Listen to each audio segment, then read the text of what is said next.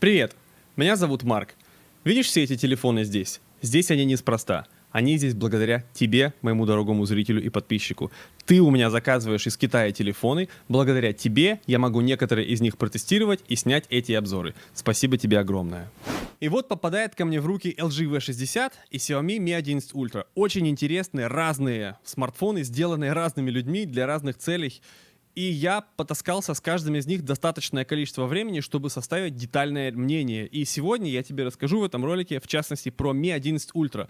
Но ты мог бы меня спросить, а на кой ляд вообще нужно сейчас именно обозревать эти смартфоны? Они же старые. И в этом-то и весь прикол. На старте многие флагманы забагованные, с кучей каких-то аппаратных проблем. Те же Xiaomi на старте умирали от перегрева. У некоторых даже Wi-Fi отваливался, просто от перегрева тоже умирал. Представляешь, купил себе на старте флагман, довольный такой. Многие могут сейчас сказать, ну лучше дождаться Xiaomi 12, чем покупать 11. Он же лучше. Чем лучше? На старте тебя могут ждать какие-то неоправданные потери. Вот хороший аппарат, проверенный временем. И я тебе сегодня расскажу в этом ролике. Еще, кстати, одна причина, по которой стоит рассмотреть старые флагманы. В частности, LG, вышедшие из бизнеса, вообще просто за бесценок отдают. 20 тысяч рублей. Дружище, что ты купишь лучше за эти деньги? Я сомневаюсь, что что-то найдется с хай-фай звуком, с ярким экраном, с хорошей автономностью, с приятной оболочкой, в которой ты не будешь испытывать жопа-боль от того, что уведомления не приходят, потому что у LG все нормально с гуглами и с уведомлениями. Поэтому давайте приступать, собственно, к обзору. Вы могли этого не знать, но Xiaomi не всегда выпускала смартфоны. Они вообще начали в 2010 году и разрабатывали прошивки под чужие телефоны. И аж в 2011, в следующем году, в августе, они выпустили свой первый смартфон Xiaomi Mi 1. Ребята проделали огромный путь, и мне очень нравятся их прошивки. На самом деле, я считаю MIUI одной из лучших прошивок. Я даже на своей Sony прошивал MIUI, потому что мне не хватало некоторых фишек. Признаюсь, вот пользуясь смартфонами Sony, я иногда скучаю по некоторым фишкам именно MIUI-ным. Но в целом, конечно, давайте разбираться и смотреть, что такого интересного предлагает именно Mi 11 Ultra на текущий момент.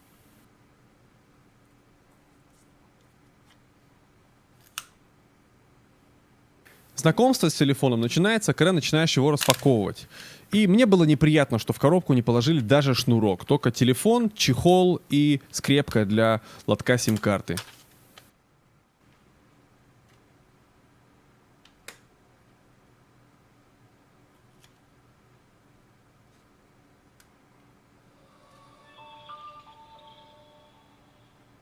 Первое, что бросилось мне в глаза после того, как я достал телефон из коробки, что он не матовый. У всех свои тактильные предпочтения. Кому-то больше нравится матовое, кому-то больше нравится глянцевое. Тут я не скажу, что однозначно одно лучше другого. Но то, что на глянцевой спинке отпечатки пальцев, вот просто они как магнит для отпечатков пальцев, это минус, конечно. С другой стороны, глянцевые телефоны меньше соскальзывают с рук. Видите, он очень-очень плавно, очень медленно соскальзывает у меня с руки. Матовые немножко более норовят выскользнуть из руки. Исключение Vivo. У него какая-то своя такая вот матовость. Он немножко больше сопротивляется качению, чем Sony или айфоны в руке. Вот мне нравилось, как Vivo матовый в руке лежит. Несмотря на то, что он такой огромный, он все еще не настолько широкий, как вот моя старая Сонька. Посмотрите, это вот Xperia XZ2 Premium. Она значительно шире. Но мне казалось вот это вот очень удобным телефоном, и мне нравится, как он лежит в руке, и Xiaomi немножко более узкий, поэтому я не скажу, что это прям какой-то вот лопатистый телефон особенно. Нормальный, в руке лежит хорошо, и вот эта вот блямба, я даже видел в одном обзоре, чувак просто вешал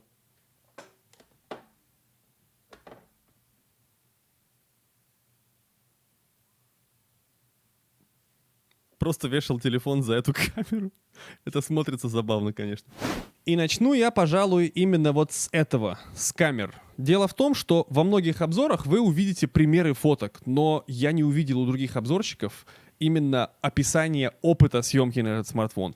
А с этим все плохо. То есть, если вы видите красивые фотки, но не видите, как трудно было их сделать, вы упускаете половину того, что нужно знать о камере этого смартфона. И вот что я вам хочу продемонстрировать. Смотрите на скорость. Это просто какой-то вообще кошмар. особенно на телевик. От момента нажатия на клавишу затвора до момента съемки легко проходит полсекунды. Это очень долго. Я просто не представляю, как на эту камеру ловить какие-то быстрые объекты, поэтому для меня лично впечатление испорчено. Но если закрыть глаза именно на тормознутость камеры, то со всем остальным у нее превосходно. То есть 4К 60 на все три камеры, нормальный интерфейс приятный, только один косяк. Я ненавижу этот сраный ползунок. Сейчас видео оценим тоже немножко. Видите, переключалка приятная, да? На первый взгляд. Можно переключаться. Начали съемку. И этот приятный переключатель превратился в этот гадкий ползунок. Я хотел бы оторвать руки тому, кто его придумал. Но со всем остальным, как я уже сказал, здесь прекрасно. Давайте смотреть примеры.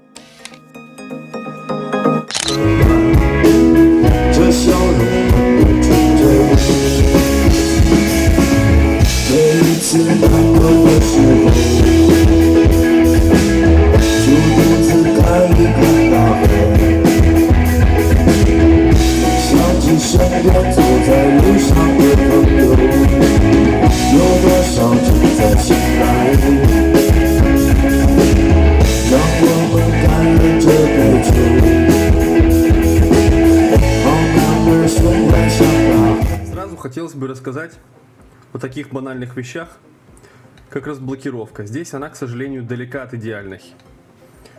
Во-первых, он не всегда распознает палец. Во-вторых, это происходит долго. Разблокировка по лицу также уступает разблокировке на Vivo. Хотя происходит достаточно быстро, но как только освещение падает, он сразу начинает тормозить. При освещении от монитора телефону все еще достаточно света для того, чтобы разблокировка по лицу происходила быстрой. Но при выключенном свете он уже не будет разблокировываться, он будет требовать света. Справедливости ради, дактилоскоп Xiaomi все еще лучше, чем в том же LG. По крайней мере, распознает чаще и быстрее. Вот.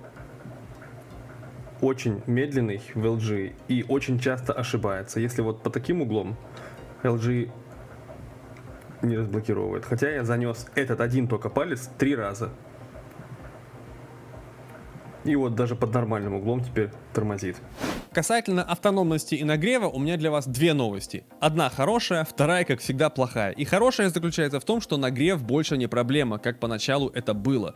Сейчас я и прогнал стресс-тесты, и Wildlife стресс-тест, и CPU стресс-тест на сотни потоков, и в игрушки поиграл, и даже на солнце на улице, и фотки, и видео делал. Единственное, с чем вы можете столкнуться, на мой взгляд, серьезным, это падение яркости в солнечный день. Но это, в принципе, в какой-то мере касается всех OLED-экранов, особенно тех, которые заявляют 1500 нит в своих спецификациях, а по факту там эти 1500 держатся пару минут в лучшем случае на солнце, а потом падает до 200-300 нит, потому что экран перегревается. То есть это проблема всех OLED в принципе, не только Xiaomi. А по поводу автономности, конечно, здесь все не настолько радужно. У меня не удалось получить больше 5 часов экрана в смешанном в моем тяжелом режиме, потому что я пользуюсь разными приложениями, и я катаюсь на велике со Стравой, и всякое, короче. У меня, то есть, телефон действительно делает очень много вещей, и я на бирже там, в Binance и прочее, и телефон действительно не справляется, особенно в 120 Гц. Если, конечно, отключить уведомления и прочие предложенные телефоном, скажем так, лайфхаки применить, то телефоном будет пользоваться некомфортно. Поэтому, конечно, за автономность телефон получает жирный минус. Одной из причин средненькой для такого размера аккумулятора автономности может быть большой и яркий экран. Давайте оценим его характеристики и посмотрим, насколько эта яркость на самом деле высока, действительно ли она соответствует заявленным, и оценим цветопередачу. Здесь у нас есть возможность включить темный режим. Сразу DC-димминг у нас выключается. Давайте померяем без DC-димминга поначалу, потом с DC-диммингом. Вот у меня есть фонарь, чтобы максимальную яркость померить. Значит, прибавляем на максимум. 800.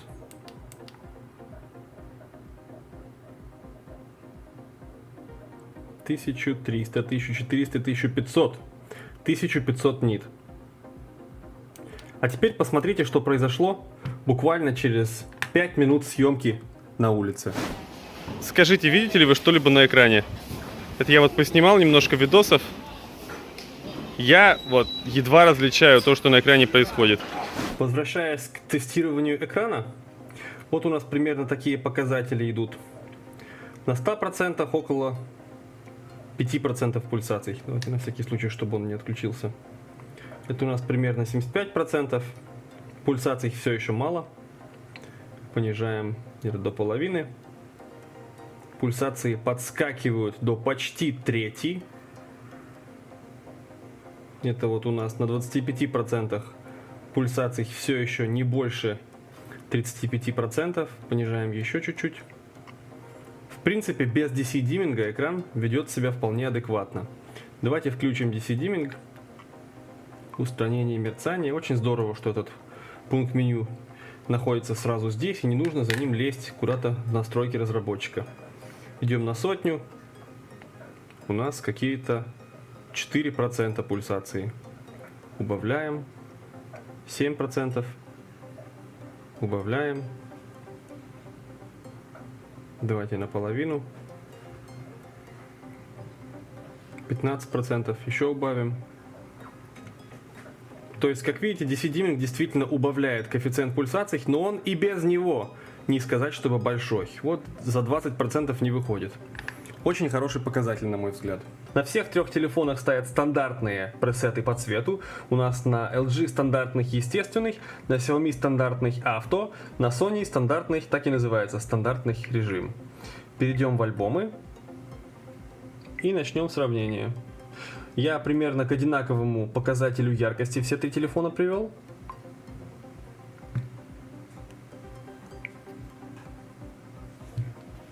Давайте смотреть. Так. Не сейчас. Это, к слову, о передаче черных на IPS. Посмотрите, какая палитра полутонов. На LG тоже. Xiaomi чернит. А здесь самый большой контраст именно на Xiaomi. Мне кажется, на Xiaomi лучше всего переданы именно глубина, динамический диапазон. Этот экран мне больше всего нравится на LG. У LG лучше всего прорисованы зеленые, а на Sony лучше всего переданы градиенты в синем. Градиент перехода от красного к малиновому. В принципе, все три показывают примерно одинаково. Переход от синего к малиновому смотрится немножко иначе. Посмотрите, какая здесь ширина градиента, какая здесь ширина градиента и какой он узкий здесь. А вот переход от голубого к синему гораздо лучше, на мой взгляд, на IPS. Посмотрите, какой здесь чистый голубой и какой здесь синий. А здесь голубой какой-то зеленоватый. Переход от зеленого к голубому примерно одинаково все отрабатывают, но здесь опять же вот на этом голубом видна какая-то зелень.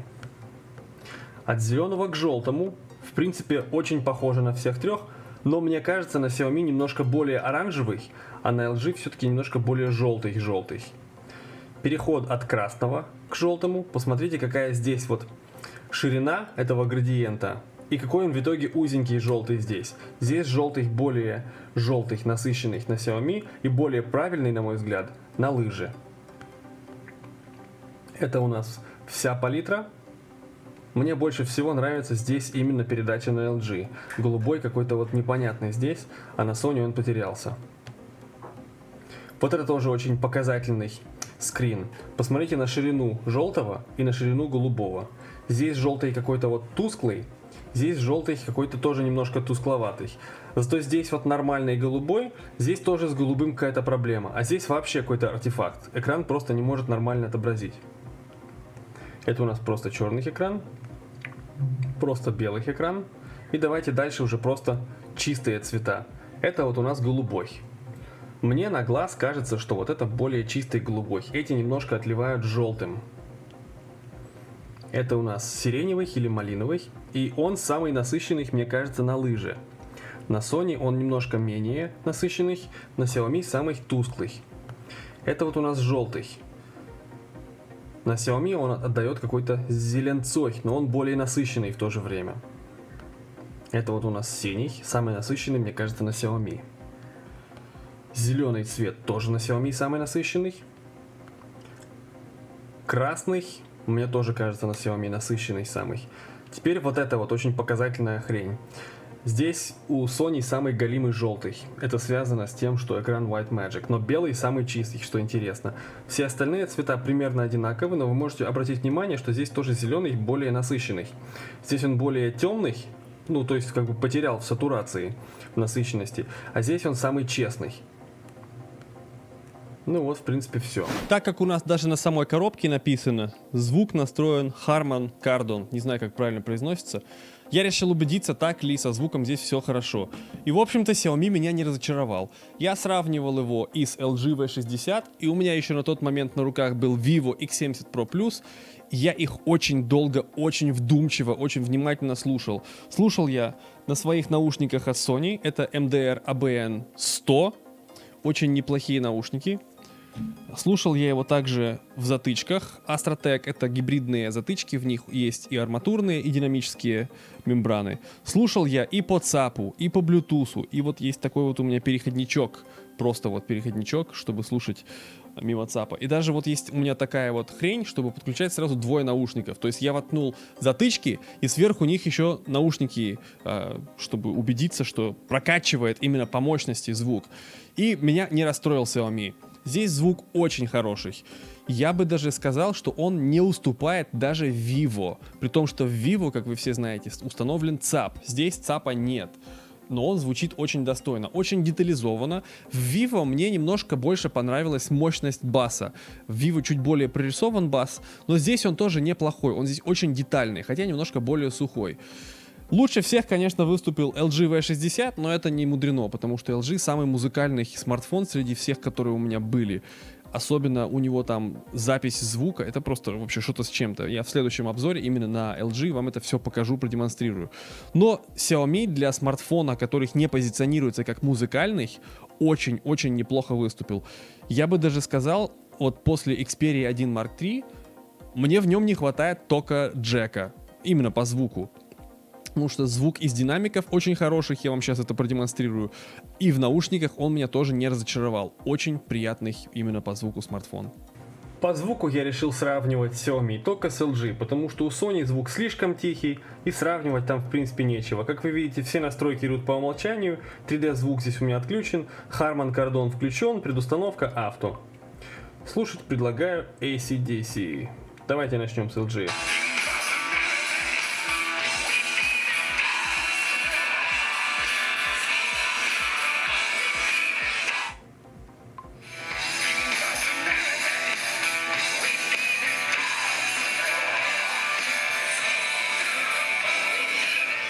Громкость у нас максимальная, как вы можете видеть.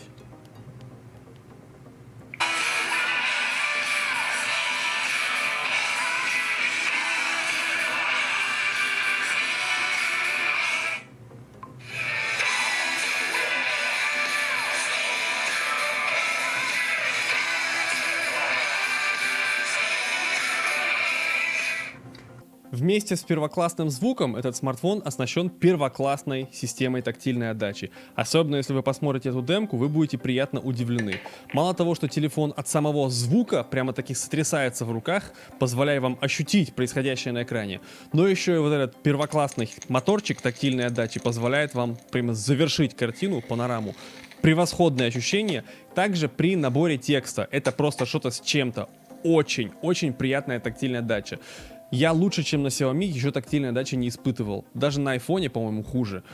Чего уж там говорить про Vivo и Honor Magic 3 Pro Plus, хотя на Vivo тоже хорошая тактильная дача, и на Honor она тоже мощная, но здесь синхронизация прямо первоклассная, я лучше реально не испытывал. Если вас интересовала яркость фонарика, я вам сейчас продемонстрирую, потому что многие люди почему-то интересуются. Здесь фонарик двойной, если вам это видно, он двойной. У нас вот есть для сравнения также LG, и мне кажется, LG гораздо тусклее. И вот у нас Sony, традиционно аутсайдер по яркости фонариков. Посмотрите, какой он тусклый. Это просто вообще невыносимо тускло.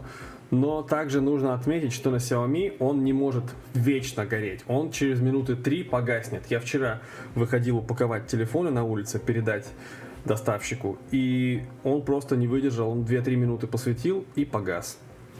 Еще хотелось бы сказать, может быть глупость для кого-то, но телефон держать в руке благодаря этому выступу очень удобно. То есть вот так держишь его в руке, указательным пальцем упираешься в блок камеры и хорошо держится. MIUI полна мелких, полезных, приятных моментов, которые обязательно помогут вам ощутить себя как дома. Вы можете переносить сразу по несколько ярлычков с одного экрана на другой. Это очень удобно. Можете сразу их сунуть в папку. Вот такие мелочи очень приятны. В лончере можно настраивать буквально что угодно. Если вы никогда не баловались с этим, то посмотрите, здесь огромное количество различных кастомизаций. Можно сетку даже делать 6×7, то есть больше ярлычков влезет на рабочий стол. Единственное, что меня не очень устраивает, так это то, как ярлычки сворачиваются. Они иногда не очень правильно анимируются. Посмотрите. Видели? Дернулось. Это некоторых особо, скажем так, важных людей может немножко напрягать, потому что вот сейчас, опять же, косяк анимации был. Иногда эти косяки анимации напрягают. Очень приятно, что можно переключаться между, собственно, панелью настроек и уведомлениями вот таким свайпом. Но на обычном андроиде у нас просто вот сверху вытаскивается еще раз, не нужно дополнительного меню. Что мне не понравилось в MIUI и в остальных китайцах то же самое. Посмотрите. Я хочу развернуть уведомления, они не разворачиваются. Вот как это делается на нормальном андроиде. Вы тащите за уведомление, и самое верхнее уведомление у вас вот так вот работает. Здесь вам нужно тянуть, да, пока вы не догадаетесь сюда нажать. И дальше опять же сюда нужно нажать. Это, то есть, действительно не может не напрягать. Далее еще один момент, не продуманный в MIUI. Зачем есть такой интересный инструмент, как цифровое благополучие на андроиде? Вот китайцы скопировали, а зачем и как оно должно работать, не поняли. Вот у нас есть такая инфографика, вы можете в нее тыкнуть. У вас показывается, сколько в каком приложении вы провели время. Здесь то же самое, хорошая такая инфографика. У нас есть инструменты все эти, разблокировок, статистика по приложениям. Все это здорово, очень здорово. Но нет самого важного. Вот посмотрите. Здесь у нас есть такие вещи, как управление уведомлениями. То есть вы смотрите на все это. Зачем? Для того, чтобы настроить, какие у вас приложения больше всего отвлекают, отключить или ограничить их уведомления. Также режим «Не беспокоить». Извините, что у меня здесь на английском, но я думаю, так понятно. Вы можете настроить режим «Не беспокоить» по расписанию. У меня здесь несколько расписаний, особенно это касается женщин и девушек. Чаще всего они включают режим «Не беспокоить» и забывают его отключить. Не дозвониться до них, не дописаться. Вот это все один раз настраивается. Вы же на работу ходите или на какие-нибудь встречи постоянно в одно и то же время. Можно просто настроить это один раз и забыть. Очень важно. Даже здесь есть такие интересные вещи, как heads up, для того, чтобы вы, когда ходите с телефоном по улице, телефон будет вам напоминать постоянно. Смотрите по сторонам, смотрите, здесь ничего такого нет, конечно. То есть в некоторых моментах все-таки чистый Android лучше, чем вот эти все понты от китайцев. Вы только не пугайтесь, режим «Не беспокоить» здесь все-таки есть. Вся проблема в том, что у него очень куцые настройки. Он находится в пункте «Звук и виброотклик», одним из самых первых, вот здесь. Режим «Не беспокоить».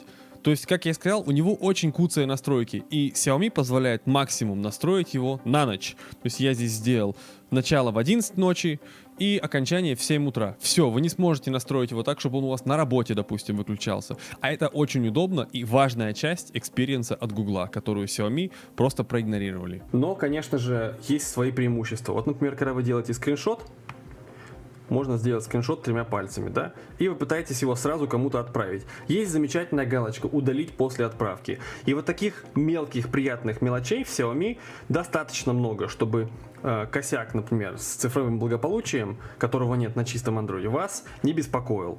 Также мне нравится возможность вот этих всех кастомизаций. Это гораздо удобнее, чем на чистом андроиде. Все эти ярлычки смотрятся куда приятнее, современнее, органичнее, чем, опять же, на чистом андроиде. То есть, в целом, опыт от использования Xiaomi очень приятный. Здесь вот такое вот у нас замечательное. Можно поменять представление на типичное классическое, как на других андроидах, плитками слева направо. Здесь у нас есть даже такая замечательная фишка. Смотрите, как плавающие окна. То есть вы можете закреплять. Ну, на многих телефонах есть, но здесь это реализовано немножко интереснее. Давайте я вам продемонстрирую, как с этими плавающими окнами работает LG. Чтобы сделать здесь плавающее окно, нужно вот так вот тащить. И вот здесь всплывающее окно. То есть немножко больше нужно движений сделать. Но, конечно, здесь есть такие регулировки. Здесь таких регулировок на Xiaomi нет. И, конечно, плюсы есть во всех реализациях. Как вот свернуть это все? Вот я не знаю, как это все свернуть сейчас. А здесь вот есть кнопочка «Свернуть». Здесь есть кнопочка «Развернуть» и «Закрыть». То есть, как бы, плюсы и минусы есть, конечно. Но плюсов, на мой взгляд, больше. Вот так можно сделать, значит. Сюда убирать. Все, я понял. Хорошо, спасибо, подсказали. До того, как этот смартфон попал ко мне в руки, я читал, что у него 2 ключевых фишки. Это его камеры и MIUI, потому что я до этого пользовался смартфонами Xiaomi и знаю, насколько именно сама их оболочка классная фишка. Но я ошибался. В нем не 2 классных фишки, а 3 ключевых фишки. И третьей ключевой фишкой является вот этот вот экранчик сзади. Он просто невероятно классный. Если у вас никогда ничего подобного не было, если вы не пользовались до этого Meizu, у которого тоже есть экранчик на задней спинке, то вы просто не можете испытать того кайфа, который испытываю я, когда пользуюсь этим экранчиком, на котором даже можно переключать треки. То есть, что у вас происходит в телефоне, все здесь вот, в общем-то, связано с этим задним экранчиком. Можно даже переключать музыку. Очень классная фишка. Я прям вот как ребенок радуюсь. Это прям такая игрушка. То есть, мало того, что китайцы просто замутили вот эту вот огромную байду, они еще сделали ее функциональной. Видели? Очень здорово. Вот таких приятных мелочей в этом телефоне достаточно много. И в отсутствие светодиодного индикатора уведомлений, вот эта маленькая красная точка прекрасно ее заменяет, эту светодиодную хрень, которых на передней панели здесь, естественно, нет, как и на большинстве других смартфонов. И еще я чуть не забыл сказать. Здесь есть инфракрасный порт, он есть, он даже работает. И есть стоковая утилита от Xiaomi для управления домашней техникой. За это еще несколько жирных плюсов. В этом замечательном телефоне на самом деле не так уже много недостатков. Но все его немногозначительные косяки меркнут на фоне этого одного, связанного с отсутствием датчика приближения. Посмотрите, я сейчас наберу кого-нибудь и попробую затриггерить этот косяк, связанный с тем, что телефон все еще думает, что он поднесен к уху. Видите, сейчас вот нормально. А иногда можно вот так вот затриггерить его. Все. Видели, как легко? И телефон думает, что он до сих пор у уха. И при этом прикосновения не срабатывают. На клавишу питания можно пытаться нажать. Ничего не работает. Единственное, что вам остается, это пытаться поднести телефон обратно к уху, надеясь, что он растриггерится. Еще раз попробую. Звонок продолжается. А если вы в этот момент слушаете... нормально. Если вы в этот момент слушаете, допустим, аудиосообщение в WhatsApp или в Телеграме, и вы вот каким-то вот этим вот жестом относите телефон от уха, и он у вас продолжает иногда срабатывает, иногда не срабатывает. Это реально очень надоедливый косяк, который очень легко затриггерить, как вы видели. А вот именно по приему сети здесь все хорошо. То есть он первоклассно вообще. Он практически не тратит время на поиск сети. Мгновенно. Особенно, когда я из лифта выхожу, он прям вот мгновенно цепляется, пара секунд. На Xperia и на старых у меня до 30 секунд иногда уходило, чтобы поймать снова сеть после того, как я из лифта выхожу. Здесь реально все мгновенно. Очень быстро, очень качественный прием. Тоже у меня никогда не было проблем, чтобы я где-то там плохо ловил. Хотя здесь у нас в Китае, конечно, со связью вообще как бы все хорошо, но иногда бывают такие казусы. У меня иногда в некоторых местах просто Xperia теряла сеть тоже. Но если вы думаете, что я там сравниваю с 5-летним с флагманом, вот LG, я с ним тоже сравнивал, и как бы одинаковая по качеству сеть. Хотя у LG есть одно небольшое отличие. Он Wi-Fi гораздо лучше ловит. Меня прям удивило. Я никогда такого не видел. Я отъезжаю от офиса на велике, и он у меня в метрах 100 от офиса все еще ловит офисный Wi-Fi. Я не проверял, насколько качественный этот прием, но он показывает, что он все еще подключен к офисному Wi-Fi. Xiaomi, естественно, таких чудес не показывает, но он просто нормально ловит, когда нужно. У меня никогда, с ним никаких проблем по приему сети не было. Ну и напоследок, подводя итоги, хочется сказать следующее. На мой взгляд, Xiaomi Mi 11 Ultra оправдывает звание флагмана и стоит каждый рубль, которого за него просят. Но только этот смартфон не для всех. И, кстати, просит за него относительно немного. У нас здесь в Китае 8256 стоит 4900 юаней, 12256 стоит 5500 юаней и 12512 стоит 5800 юаней. Если вы хотите узнать цену в рублях, смотрите по курсу, перемножайте. Сейчас у нас отпускают мои друзья по 11,8 рублей за юань. Вот такая математика. Но, естественно, у этого смартфона есть косяки, от которых никуда не деться. Если вы любите снимать быстро движущиеся объекты, Xiaomi вас разочарует. Если вы много звоните, Xiaomi вас разочарует, потому что, датчик приближения вас будет просто бесить до последнего. Если вам нужен автономный флагман, тоже на Xiaomi не смотрите, потому что он даже в 60 Гц особой автономностью не блещет, при том, что он огромный и в нем установлен огромный аккумулятор.